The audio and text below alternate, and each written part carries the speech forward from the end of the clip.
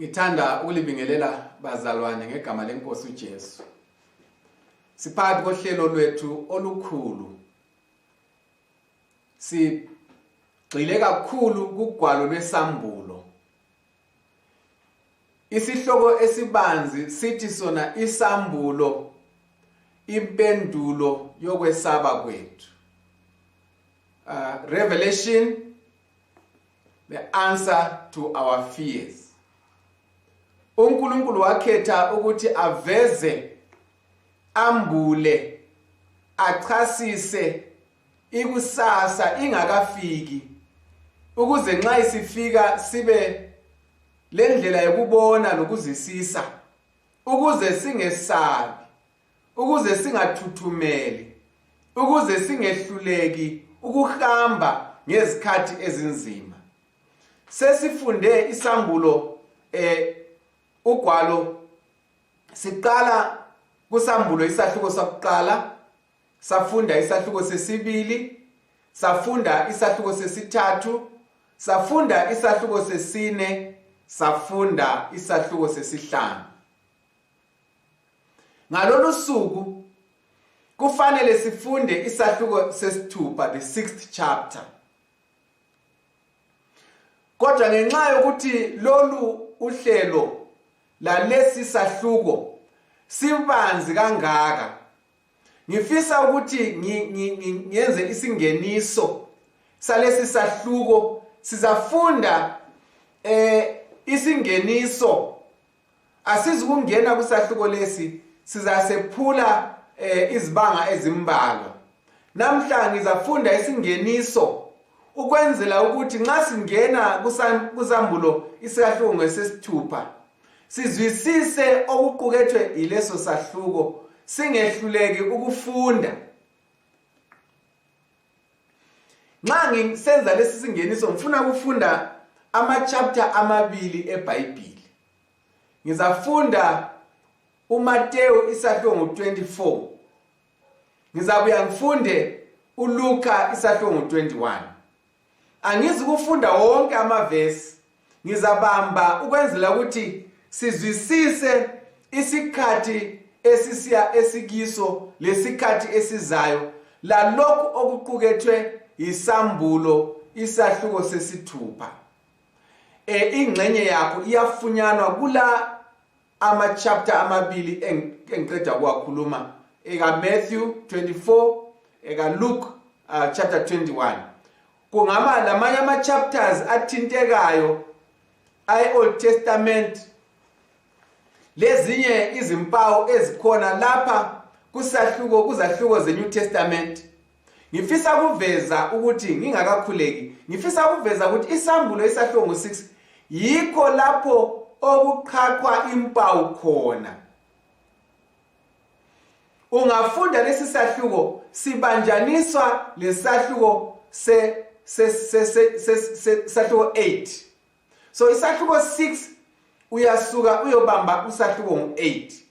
Izahluko lezi zilokuhambelana thize, ngoba kusahluko 6 uzafunda izimpawu eziningi.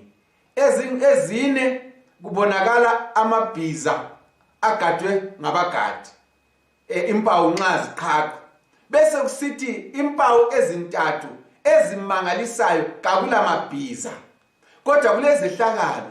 Nxa sokuqhaqha uphawu lwesikhombisa, isehlakalo sakhona yi-silence for half an hour. Kuthiwa kwaba lokuthula ezulwini okwengxenye yehola. Ngifuna ukuthi ngihle ngitsho ukuthi ngenxa yalokho ukuthi ispani ye-chapter lezi ichaya isahluko ngo-6 iyebamba kusahluko ngo-8, kuza kuba nzima ukuthi ngizehlukanise, njalo ngizazibambanisa. Yikho ngifuna ukuthi ngiveze bazalwane abathandekayo imbali ethize ephathelene lalokho osekubunjaniswe kusambulo ngendlela yezimpawu eziqhaqhwayo. Vumani ke ngifunde lani. Ngizafunda namhla ngisebenzisa i-New International Version. Ngibala uMathewu 24. Kubhalwa lapha kuthiwe izibonakaliso zesikhathi sokugcina, signs of the end of the age. Izibonakaliso zokuphetha kwesikhathi. ngifisa ukuthi ngifunde lapha bese ngikhuleka ngizafunda nje amavesi ambalwa bese sikhuleka. Jesus left the temple and was walking away when his disciples came up to him to call his attention to its buildings. Do you see all these things? He asked. I tell you the truth, not one stone here will be left on another. Every one of them will be thrown down. And Jesus was waiting on the Mount of Olives. The disciples came to him privately. Tell us, they said, when will this happen? And what will be the sign of your coming and of the end of the age? Inkosi ayisiphathise asikhuleke nini. Kuyakuba nini inkosi ukuza kwakho? Ziyakuba yini izibonakaliso zokuphela kwesikhathi?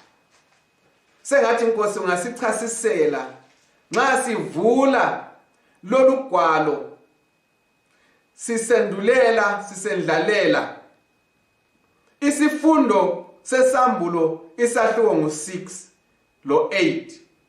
Sifunda ngokuqhaqhwa lokuvulwa kwezimpawu. Senzele umusa namhlanje nxa sifunda lapha kuMateyu la kuLuka. Siphe iwindi, ifastela, umnyango wokubona ngale ukuze nxa sesifika kusambulo sizwisise okupheleleyo. Isihloko esibanzi sithi sona isambulo impendulo yokwesaba kwethu. Siyacela ke Nkosi namhla nxa sifunda lapha ziveze kithi ususe wesaba usiphe ukubona ngale kwamagagasi leziphithiphithi lezinhlupho zonke esiphakathi kwazo. Yikucela kwethu ngegama lika Jesu Inkosi yethu. Amen. Isihloko zami ezithandekayo liyamangala ke ukuthi umfundisi uphakathi kohlelo oluthi isambulo impendulo yokwesaba kwethu. Sefunda uMateyu, sefunda uLuka, sekuhambe kwathini. Ngivele ngatsho ngathi uLuka lo Mateyu bakhuluma kabanzi bechasisa izinto eziphawulekileyo ezibalulekileyo ezivezwa ekuqhaqhwa kwalezi mpawu. Ngifuna ukuthi ngiveze lapha uJesu sebembuzile abafundi entabeni yase-Olivet bembuza besithi ziyakuba yini, sitshele Nkosi, kuyakwenzakala nini lokhu, ziyakuba yini izibonakaliso zokuza kwakho lezokuphetha kwesikhathi. uJesu abesephendula esithi yena, bhekani ziqaphele nini ukuze lingadukiswa muntu, ngoba banengi abazakuza besithi banguKristu bakhohlise izinkulungwane, bakhohlise abanengi. Lizakuzwa imisindo nemidumo namahemuhemu amahungahunga ezimpi. Lizakuzwa ngezimpi. Bhekani ukuthi lingakhathazwa, lingachaywa luvalo. Don't be alarmed. Lingethuselwa, lingahlukunyezwa, lingakhakhamali ngalezi zinto. Lizakuzwa amahungahunga ezimpi, lizakuzwa ngezimpi. Kodwa bhekanini, see to it that you are not alarmed. Libone, bhekani ukuthi alikhakhamali lesithuke lesabe. Yikho ngithe isambulo impendulo yokwesaba kwethu. uNkulunkulu ukhuluma izigaba eziningi ngokuthi lingesabi. Abangayikwesaba ngabanjani? Abangayikwesaba yilabo abalandela kanye lokho uJesu akuvezileyo, abahamba laye imihla ngemihla, abamlalelayo, abaqondiswayo, abaqondisekayo, abamlalela, aba-obedient, abahamba noJesu endleleni yakhe. Ngifisa ukuthi ngikunxuse sihlobo sami kulesi sifundo esifitshane ngiveza okuqukethwe isambulo isahluko 8, isahluko 6 lesahluko 8 phakathi kulesahluko 7 sizabamba nxa sesingena khona kakhulu. Khathesi ngisafuna ukuthi sinambithe ukuthi kuyini okungale okumele singene kukho. uJesu wabaphendula abafundi ethi lingakhohliswa, baza kutsho abantu bathi bangoKristu banengi asebezile ngegama likaJesu besenza imimangaliso, abanye bazibiza ngalo sibili ibizo lakhe. Sesike sakuzwa ezigabeni eziningi lanxa ungumuntu lana ofinyelela kulokho kwe-internet ukuthi ungagoogle ke ngibijana udinge ukuthi kulabanye nabantu aseke bafika bezibiza ngegama likaKristu uzakuzwa. Kodwa isimanga engifuna ukulivezela sona ukuthi isikhathi sokuphela kuzafika esesiphakathi kwaso siseduze ukubona inkohlakaliso enkulu lencithakalo esabekayo, ngoba kulomuntu ozakuza futhi ngegama likaKristu akhohlise umhlaba azenze uKristu, ngoba uSathane usezahamba ngenyawo. He is yet to walk on this earth. Uyeza azahamba ngenyawo abonakale esenza imimangaliso esabekayo. Lapha lizakufunda ukuthi kuthiwa ngabe uNkulunkulu engaphungulanga isikhathi, nxa uNkulunkulu engangenelanga akadukisa labakholwayo, ngoba uzakwenza izimanga. Ngifuna ukukhuluma ngendaba yezimanga. Uzakwenza izimanga, ama-miracles, into eyintathekisa ebantwini abaningi ngalesi sikhathi. Uzathathekisa abantu aze baze bamkhole bathi nguye uKristu, bamkhole bamlandele abahambelayo. Ngifuna ukulivezela zihlobo zami ezithandekayo ukuthi iBhayibheli liveze into eziningi emfuna sizibone, ezinye zakhona siphakathi kwazo, ezenza ukuthi kuqakatheke ukuthi silimunye, sililalele, sililandele ukuze sizwisise. Yikho kuqakathekile ukuthi ngifunde isingeniso lesi sesahluko ngo-6 ngale indlela. Uthi yena lapha, ngiyafunda futhi lezi zinto kumele zenzeke, kodwa isiphetho siyabe singakafiki. Isizwe siyavukela isizwe, umbuso uyavukela umbuso. Kuza kuba lezindlala, kube nokuzamazama komhlaba, ama-earthquake endaweni ezijiyeneyo. Lokhu kuyaba kuyikuqalisa komhelo, ama-birth pangs. Liza kunikelwa, lihlukuluzwe. You shall be handed over for persecution. Libulawe, abanye benu baza kubulawa. Liza kuzondwa izizwe zonke ngenxa yegama lami. Ngaleso sikhathi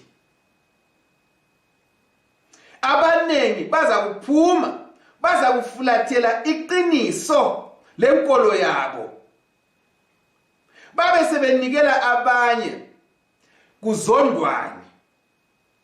Kuza kuba labaprofeti bamanga abaza kubonakala, baza kukhohlisa abantu abanengi.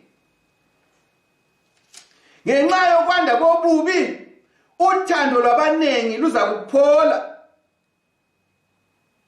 Kodwa lo oma kuze kube sekupheleni uzasindiswa.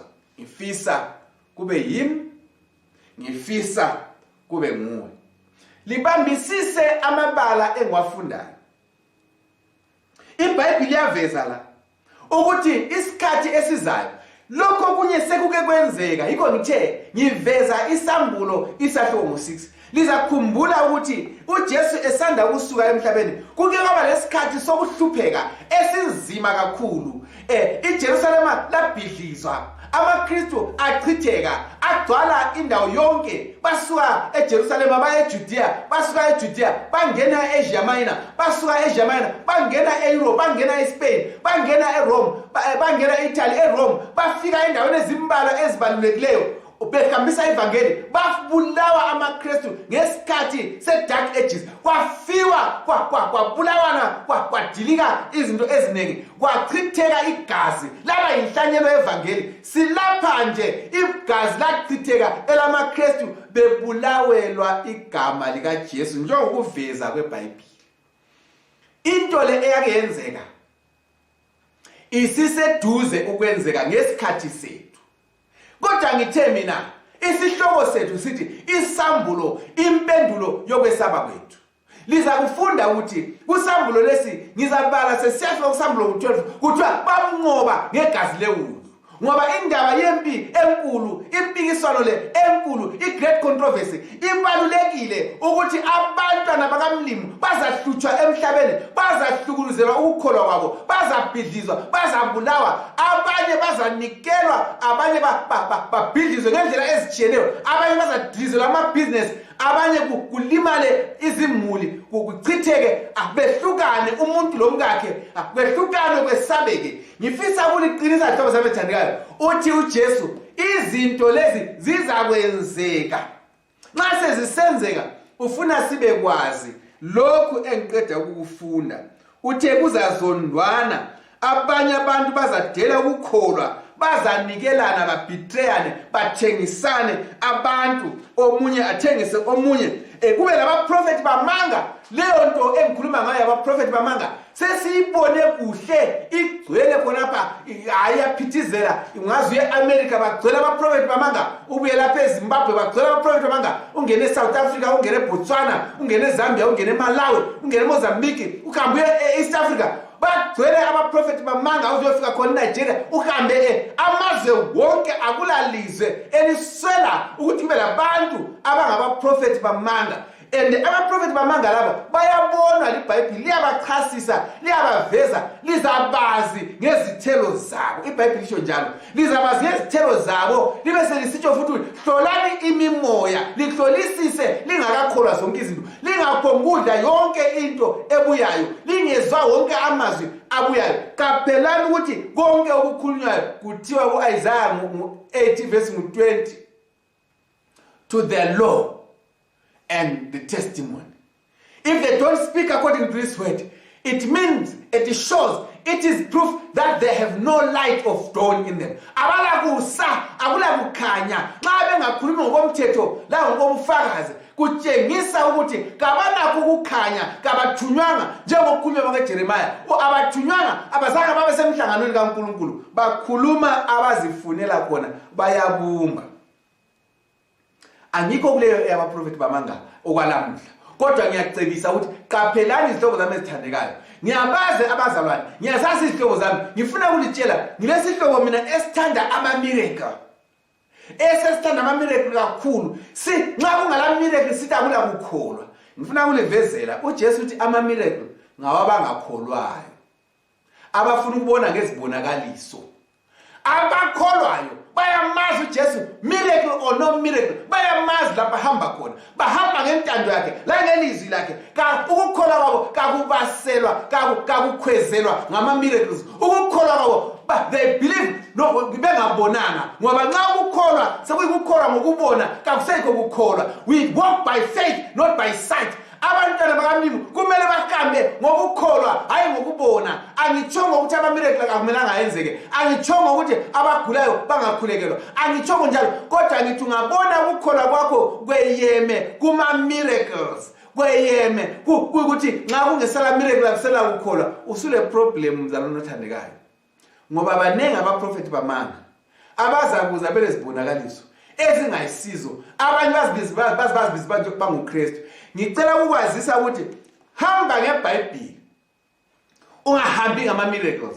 Hamba ngeBhayibheli, ungahambi ngama-prophecies.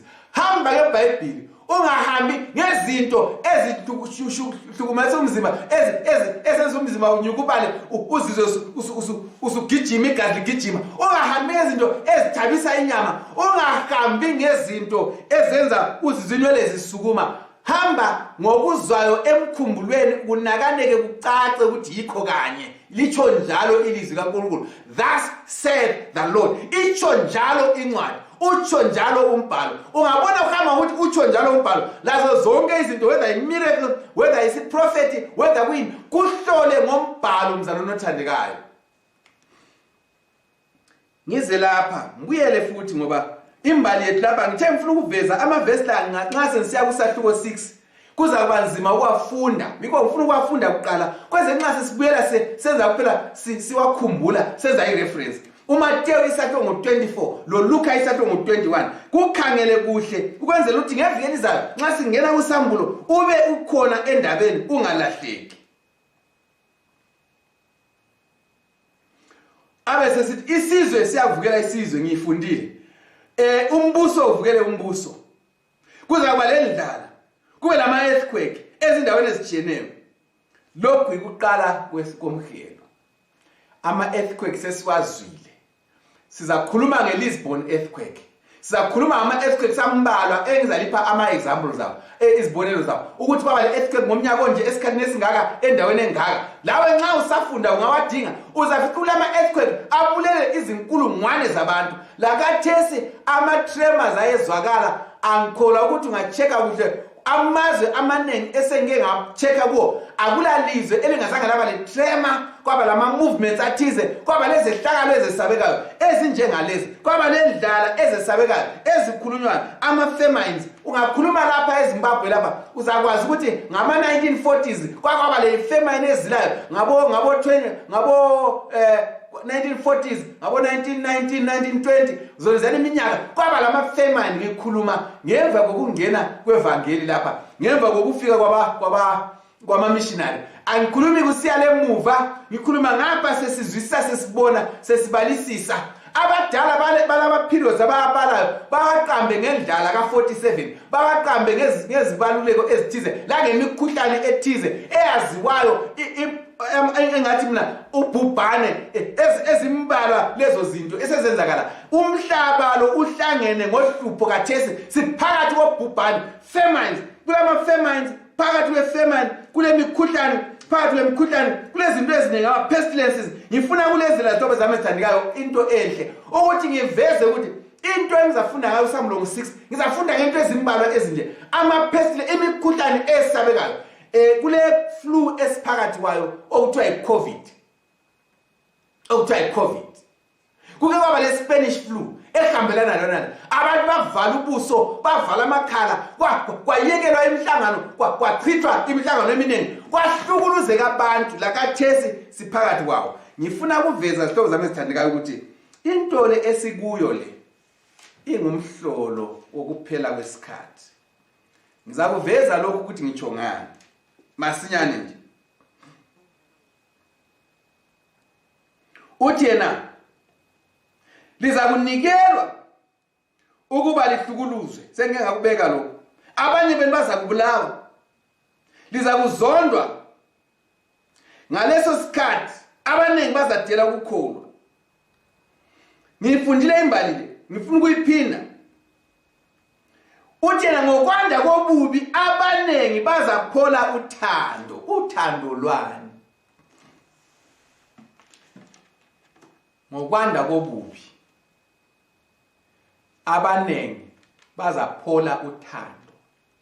Uthando olukhulu engifuna ukuluveza. Imbalo ithi wothanda inkosi uNkulunkulu wakho ngenhliziyo yakho yonke, ngengqondo yakho yonke, ngamandla akho wonke. You shall love the Lord your God with all your heart, with all your mind, with all your strength, and you shall love your neighbor as you love yourself. Uzathanda inkosi uNkulunkulu wakho ngenhliziyo yakho yonke, ngengqondo yakho yonke, ngamandla akho, ngomkhumbulo, ngakho konke oyikho khona. Uzathanda inkosi uNkulunkulu wakho. Ubusuthanda umakhelwana njengoba uzithanda. Uthando oluzaphola lapha kukabili. Luthando lokuthanda yena uNkulunkulu, ukumlalela, ukumhlonipha, ukuhamba ngeziqondiso zakhe. Abanengi bazadela indaba kukholwa ngenxa yobubi. Bazakhangela babone abantu abenza okubi bephumelela, badele ukumkhoza uNkulunkulu. Bazakuthi kunceda ngani ukumlandela uNkulunkulu? Izinto zimbi zinje so. Ngilamba labantwana kuhlukuluzeka impilo. Bazaphola uthando ngenxa yobubi, ngenxa yeziga, ngenxa yezigameko, ngenxa yemikhuhlane, ngenxa yokuswela, ngenxa yakho konke sesikubalisile. Abanengi bazaphola uthando badele ukukholwa. Ngifisa ukuthi mzalwane noma sekunzima bambelela enkosini uNkulunkulu ulawe kazi kukuchiya kazi kukudela uzahamba lawe phakathi kobunzima ngena laye uyephuma laye ubambelele kulokho kwazi ngoNkulunkulu uNkulunkulu uyakuthanda uNkulunkulu uyasithanda uNkulunkulu uyangithanda ngifisa ukuveza abanengi bazaphola uthando baphola umthanda uThixo bazaphola uthandana khathesi nje so nxa uhamba kufiwa ngeCovid kunje so abantu uthando luyaphola ububi buningi kuyesabeka phandle they are alarmed sebetshaya uvalo bayakhakhamele abantu abasahambelani abasakhulumisani abasahambile ezimfeni abasenzi nix ngicela ukutsho bazalwane bathandeka angitshongo ukuthi sibe careless angitshongo ukuthi siphonga uyekethisa sihambe ezimfeni nje kasihambeni sichasane siphakamisane sinikane amandla sithandane ngendlela esabekayo ukwenzela ukuthi isitha singatholi ithuba lokuhluthuna abazalwane siyabakhalela befele benjalo sime khatshana endaweni evumelekileyo kuthiwa i-social distance sivale amakhala kodwa siveze ubuso bethu siziveze njengabathanda omunye kungehla la kuwe kuza kuba nzima ungathi hayi mina ndaba siyazingcwabela nxa usitsho njalo siyangcwaba singu2 singu3 kuphela ukuyatshengisa ukuthi la lo wakho sefile vele kasathandani uthando luyaphola bazalwane ngiyanxusa ngiyakhala ngiyafisa ukuthi sinanzelele izinto ezisenza sitindibale singasazwa singasebele mizwa singabe lomzwangedwa osihluphayo lokho ngiyakuqinisa abazalwane abathandekayo singadeli ukuhlangana singadeli ukukhulekelana singadeli ukuhambelana singadeli ukuphakamisana ngendlela ezivumelekileyo ngendlela futhi ezi-healthy ezipromotha impilakahle siyakwazi ukuthi lo bhubhane kodwa singathatha ubhubhane silwenze lube yilokhu umgoqo ngoba lokhu sokutshengisa ukuphola kothando nxa kungatshengisa ukuphola kothando sokuzofaka ukuphola kothando kumzalwane kumzalwane singekela ukuhambelana kathesi singekela ukuhlangana kathesi singekela ukuphathisana kathesi singekela ukukhulumisana kathesi isikhathi esizawusakwanzima udlalezi siyachithekana singazani ukuthi ubani ungaphi lobani ungaphi kuhamba njani kuyonakala bazalwane ngifisa ukutsho lokhu ukuthi iBhayibheli yangivezela lapha kuMateyu lakuluka indaba engiveza uzayithola kuSambulo esengiveza ngendlela ekhethekileyo ukuthi abantu uthando nxa solupholile bayanikelana omunye anikele omunye abantu babulalisane kube nzima ngenxa yokaJesu ngenxa yokukholwa kuJesu ukuthi lwana uyakholwa thina sesiphole uthando lokumthanda umlimi ngifisa izihlobo zami ezithandekayo ukuveza ukuthi uNkulunkulu uthi kodwa lina nxa abanye bephola uthando kodwa wena obambelelayo but he who stands firm to the end will be saved obambelela kuze kube sekupheleni phakathi kweziphepho uzasindiswa abe sekhuluma indaba yemfihlakalo ethandwa ngabanengi uverse 14 kaMateyu leli ivangeli lombuso liza kuchunyayelwa ezizweni zonke kwande libe ubufakazi emhlabeni wonke kwande kufike ukuphela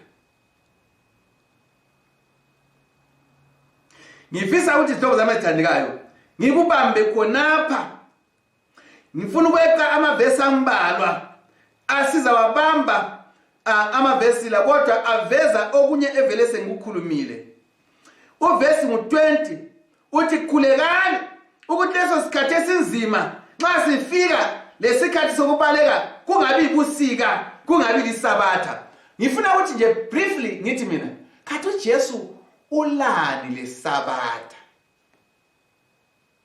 ngiyaphinda umbuzo khathi uJesu ulani lesabatha okuthiwa ngabanengi isabatha labethelwa esiphambanweni khathi uJesu ulani lesabatha ngesikhathi sokugcina akhuluma ngaso khathi uJesu ulani ngesabatha ngesikhathi sokubaleka abantu bebalekela ukuyacatshela ububi lobo obuyabe buhlasela abantu ngesikhathi sokugcina ulani ngesabatha uJesu ngiyabuza futhi ngiyaphinda isabatha lilani lesikhathi sokugcina ngoba kuthiwa labethelwa esiphambanweni ngabanye abachumayeli kodwa uJesu uveza ukuthi isabatha liza kuma kuze kube isikhathi sokuza kwesibili liyaba ngolunye lezinto eziyingqama eziqhamileyo eziyabe ziyingxaki ebantwini isabatha lizaba luphawu olubalulekileyo ngoba uJesu uyaliphawula lapha ukuthi khulekelani ukuthi kungabi ngesabatha ngoba ngesabatha lusuku abantu ababebuthele endaweni zokukhonza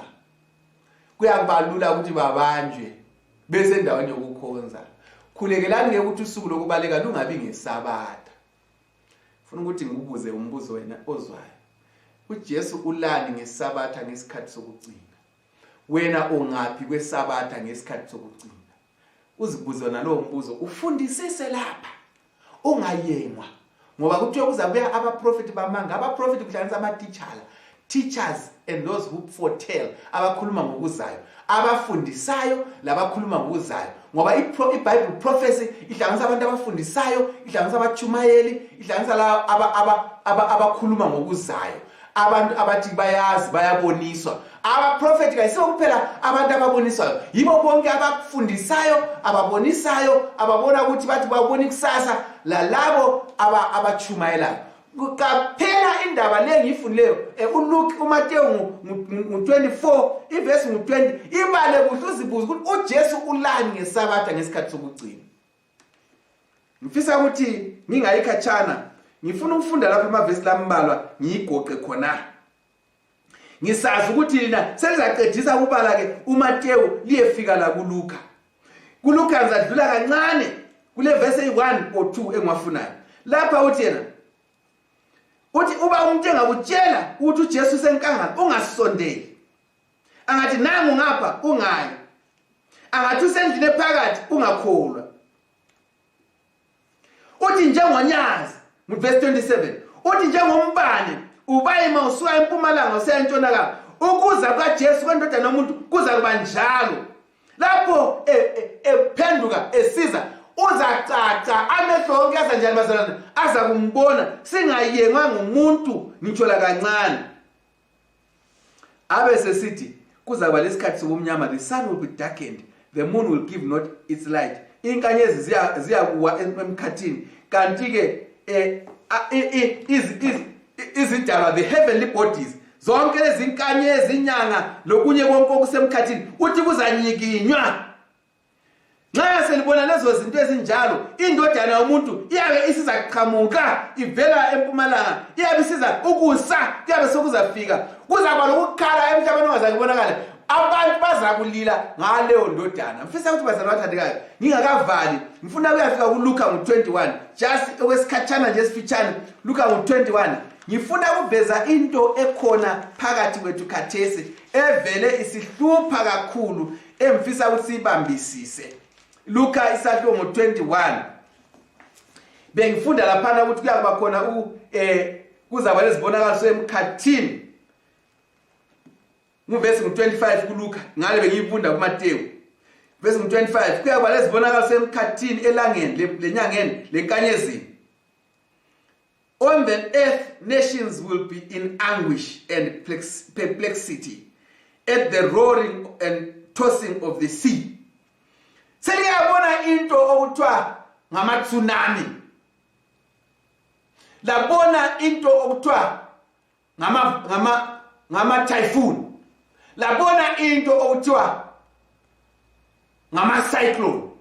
Ulwandle luzamazamiswa lukhipha amanzi agcwala umhlaba ubhidlika. Izinto lezi zenzeka kathesi phambi kwamehlo ethu sizibona. Abanye sithi hayi kuthiwa i-climate change, i-ozone layer, kwathi umsobho. Whether climate change, whether ozone layer, into zaprofethwa eBhayibhelini zikhulunyiwe ukuthi zizakwenzakala. Kubhidlika amadolobha, kubhidlike imizi, kulahleka abantu, kubhubhe abantu, izitshaba, izizwe, bayabhubha abantu ngamanzi, bayabhubha abantu ngama-cyclone, bayabhubha abantu ngama-tsunami, bayabhubha abantu ngama-typhoon, bayabhubha abantu ngemililo egcwala umhlaba wonke, bayabhubha abantu nge-COVID, bayabhubha abantu ngemikhuhlane eminingi engasela mabizo. Izinto ziyonakala. uLuka ukhuluma njalo, uMateyu ukhuluma njalo, kanti isambulo isahluko ngo6 siyakuveza. Ngifuna ukufunda ivesi yami eyokugcina. Abantu, men will faint from terror, apprehensive of what is coming on the world. for the heavenly bodies will be shaken. At that time, they will see the Son of Man coming in the clouds with power and great glory. When these things begin to take place, stand up, lift up your heads, because your redemption draweth nigh. Lingabona lezi zinto zisenzakala, sukumani lime. Sukumani lime, ngoba usindiso lwenu solumaci. Phakamisela amakhanda likhangele phezulu, ngoba inkosi yenu iyeza. Kuthiwa abantu bazathuthumela. Men will faint for fear. Tshela khathesi ngifuna ukukhuluma lana izihlobo zami ethandekayo. Ngubani ongesabiyo? Abanye abasaphuma ezindlini, abanye kaliphuma ezindlini selihlezi phakathi ngenxa ka-COVID. Selihlezi ezindlini abusaphunywa. Abantu bayesaba kuya ezitolo, abantu bayesaba kuya emabhasini, abantu bayesaba kuyafunda, abantu bayesaba ukuhamba yonke indawo. Lasezibhedlela kabafuni. Nxa kuthiwa nangu uyagula kaswesbe asifuni. Terror everywhere. Amakhosi omhlaba, amadokotela, izikhwicamfundo, abazilokhu, ama-scientist, wonke umuntu uyathuthumela and umhlaba uyasheka.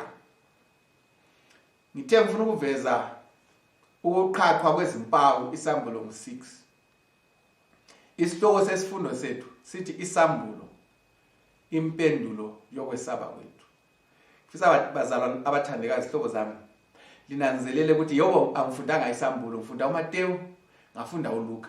Kodwa ngifuna ukulivezela ukuthi lezi zinto engizifundayo ziqukethwe ngusambulo chapter 6 kusafika ku8. Ziqukethwe nje ukuthi kuvezakale okuzakwenzeka osekusenzakala sikukhangele. Kuthiwa khonokho kanye kuveza ukuthi uJesu semathi usemnyango. Ngifisa ukuthi nxa kunjalo vuseleleka mzalwane. Shake your body, tell yourself, zichaye, zincwebe, uthi ngiphila ngaphakathi kwasiphi isikhathi, ngiphila ngasiphi isikhathi. What is the time? Watchmen on the walls of Zion, what? Tell me of the night. Kuthiwa usuku buhambile, isikhathi esikhambile bazalwane, ukusa kuyeza masinyane, uJesu uyeza ukuba athabathe abakhe abase ekhaya. Sibona ukusa okubhejayo kuyedlula ubusuku. Sengathi uNkulunkulu angakubusisa mzalwane. Linda qaphela, uJesu yeza masinya, usemnyango. Inkosi ifikile emnyango, isemnyango, iyeza. Sengathi uNkulunkulu angakubusisa. Asikhuleke nxa lawe umlindela uJesu ozayo. Kosethandekayo, sisezikhathini zokugcina, izikhathi zokuthuthumela. Nxa sifunda isambulo siveza obala ukuthi usenzele kuhle, ususilungisele umhlatshelo umi ulindile ukuba sisindiswe, sithengwe ngegazi ngentengo esabekayo. Sesivula isambulo isahluko ngo6 sisiya ku8. Sivula lapho okhuluma khona ngokuqhaqhwa kwezimpawu. Iwundlu nxa liqhaqha izimpawu kuvezakala izehlakalo ezithungamela ekuzeni kwakhe. Ngicela Nkosi ukuthi usize mina nxa siyafunda lezo zahluko. Siza ibandla lakho, siza abalaleli, siza wonke umuntu ozakuzwalela inkonzo. Sengathi Nkosi ngaphathiseka silungele ukuza kwesibili, ukuze ngomhla wokuza kwakho sifunyanwe amabizo ethu elotshiwe encwadini yewundlu yokuphila. Yikukhuleka kwethu ngokukholwa okukhulu egameni likaJesu Inkosi yethu. Amen.